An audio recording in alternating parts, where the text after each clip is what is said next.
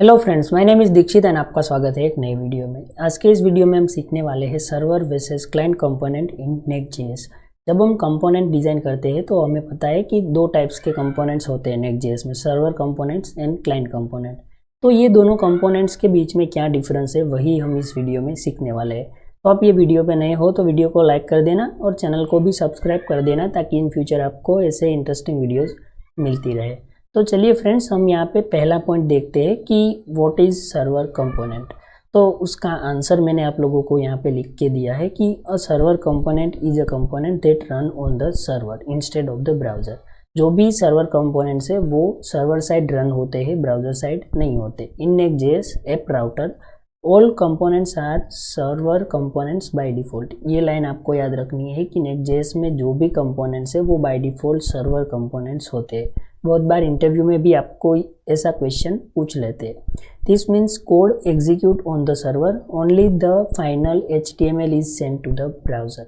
जो भी कोड है वो रन होगा सर्वर साइड। जो आपका ब्राउज़र है उसको एक HTML ही मिलेगा जो कि ब्राउज़र आपके सामने लोड करेगा। No extra JavaScript is send. जो भी जावास्क्रिप्ट है कुछ एक्स्ट्रा चीज़ें आपके ब्राउज़र में सेंड ही नहीं होती। Key ideas: server components are used to render UI on the server for better performance। जो परफॉर्मेंस है वो काफ़ी इंक्रीज हो जाता है because of the server components. तो सेकेंड पॉइंट हमारे पास है व्हाट इज क्लाइंट कंपोनेंट। तो उसका भी आंसर मैंने यहाँ पे लिखा है a components is a component that run in the browser. ठीक है, a client component is a component. तो आपके पास जो ब्राउज़र है, क्रोम यूज़ करते हो या फिर आपके पास जो भी है फायरफॉक्स है, माइक्रोसॉफ्ट एज है, तो ये सारे ब्राउज़र में जो कोड रन होता है वो यहाँ पे क्लाइंट कंपोनेंट्स है। उसका सारा कोड आपके ब्राउज़र में ही रन होगा। To make a component a client component we use client. आपको पता होगा कि एट द टॉप जब हम कोई कंपोनेंट का यहाँ पे लॉजिक लिखते हैं तो टॉप में फर्स्ट लाइन हम ऐड करते हैं यूज़ क्लाइंट, ताकि हमें पता चले कि ये जो कंपोनेंट है वो क्लाइंट कंपोनेंट है। बट यहाँ पे ये जो यूज़ क्लाइंट है वो हम ऐड करते हैं क्यों, उसका भी मैंने आपको आगे लिख के बताया है। This allows react hook. React के जो भी हुक्स है, यूज स्टेट, यूज इफेक्ट, तो वो सब हम यहाँ पे यूज़ करना चाहते हैं तो हमें यहाँ पे यूज़ क्लाइंट ऐड करना पड़ेगा। इट्स मीन्स कि हमें उसको क्लाइंट कंपोनेंट बनाना पड़ेगा। यूज़र इंटरेक्शन हो गया, ब्राउज़र इवेंट्स हो गई, फॉर्म सबमिट के लिए जो भी आप ऑन माउस, एंटर, लीव, वो सारी इवेंट्स है, फॉर्म इवेंट्स, माउस की इवेंट्स हो गई, वो सब आपको यूज़ करनी है। तो ऑब्वियसली आप यूज़ क्लाइंट का यूज़ करोगे। Client components are use when the UI need interaction. जब कोई इंटरेक्शन की ज़रूरत हमें पड़ती है तब हमें क्लाइंट कंपोनेंट यूज़ करना चाहिए। Server components how it work. Run on the server, वो मैंने आपको पहले ही बताया। फेच डेटा डायरेक्टली, जो भी डेटा है वो डायरेक्टली फेच होता है। Send HTML to the browser, आपके ब्राउज़र के पास डायरेक्टली HTML ही आएगा, एक्स्ट्रा कोई जावास्क्रिप्ट या फिर कोई स्क्रिप्ट फाइल नहीं आएगी। नो रिएक्ट हुक्स, उसका यूज़ आप नहीं कर पाओगे। नो इवेंट हैंडलिंग, आपको कोई इवेंट हैंडल करनी है तो आप नहीं कर पाओगे। Best for static content, data fetching हो गया, SEO हो गया, तो उसके लिए यहाँ पे ये बेस्ट होता है server component. Client components how it's work. Run in the browser, browser में रन होता है। रिसीव जावास्क्रिप्ट बंडल, ये डिसएडवांटेज भी आप बोल सकते हो। जावास्क्रिप्ट का एक पूरा बंडल आपको रन करना पड़ेगा, आपके ब्राउज़र को लोड करना पड़ेगा, उस वजह से जो परफॉर्मेंस है वो भी डिक्रीज होगा। Handle events and update UI update होता है। यूज़ रिएक्ट हुक्स, आप रिएक्ट के हुक यूज़ कर सकते हो।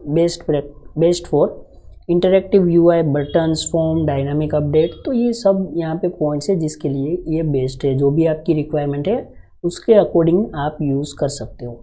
और ये यहाँ पे फोर्थ की डिफरेंस टेबल, ये पूरा एक टेबल है जो मैंने आपको अभी समझाया वही है, जस्ट इसका शॉर्ट फॉर्म है। ठीक है, execute on server, on browser, minimal, more JS load करेगा आपका ब्राउज़र।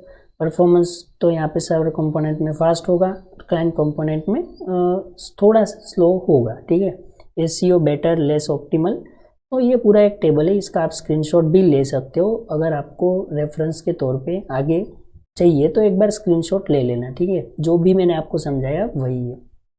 और यहाँ पे लास्ट पॉइंट है यूज़ केसेस, तो इसका भी आप स्क्रीनशॉट ले लेना। रियल एग्जांपल, लाइक आपने डायरेक्टली लिख दिया है export default function page H1 में वेलकम टू नेक्स्ट.जेएस, तो यहाँ पे देखो आपने कोई इंटरेक्शन ही नहीं किया, आपको कोई इवेंट्स की ज़रूरत ही नहीं है, तो आप यहाँ पे यूज़ क्लाइंट नहीं ऐड करोगे, क्योंकि ये पूरा सर्वर कंपोनेंट बन सकता है। सर्वर कंपोनेंट इज़ इनफ, उसके लिए हमें क्लाइंट कंपोनेंट की ज़रूरत नहीं है। तो क्लाइंट कंपोनेंट का भी एक एग्जांपल है यूज़ क्लाइंट। हमने यहाँ पे यूज़ स्टेट का यूज़ किया है, ठीक है। इसका यूज़ हमने क्यों किया है, क्योंकि हम यहाँ पे जो काउंट है वो इंक्रीमेंट करवाना चाहते थे जब कोई बटन पे यूज़र क्लिक करेगा। तो जब यूज़र बटन पे क्लिक करेगा तो 1 2 3 ऐसे हमारा काउंट इंक्रीमेंट होगा। तो हमें यहाँ पे इंटरेक्शन की ज़रूरत पड़ी, तो क्लाइंट कंपोनेंट्स आर रिक्वायर्ड, तो हमने यहाँ पे क्लाइंट कंपोनेंट का यूज़ किया। When to use what, use server component when you are displaying data, no user interaction is needed, you want better performance, तब आपको सर्वर कंपोनेंट्स ज़्यादा यूज़ करने चाहिए, ना कि client component. Use client component, you need state, you handle events, you build interactive UI, तो आपको use client यानी कि क्लाइंट कंपोनेंट यूज़ करना चाहिए। सो गाइज, हमने यहाँ पे एक पूरा वीडियो समझा जिसमें हमने देखा कि client component and server component ये दोनों के बीच में क्या डिफरेंस है, हमने एकदम डीपली समझने की कोशिश की। तो कमेंट बॉक्स में बताओ ये वीडियो आपको कैसा लगा, अपने दोस्तों के साथ ये वीडियो को शेयर कर देना, और हाँ अभी तक लाइक नहीं किया तो वीडियो को लाइक और चैनल को सब्सक्राइब भी कर देना। मिलते हैं ऐसे एक इंटरेस्टिंग वीडियो में, तब तक के लिए बाय बाय।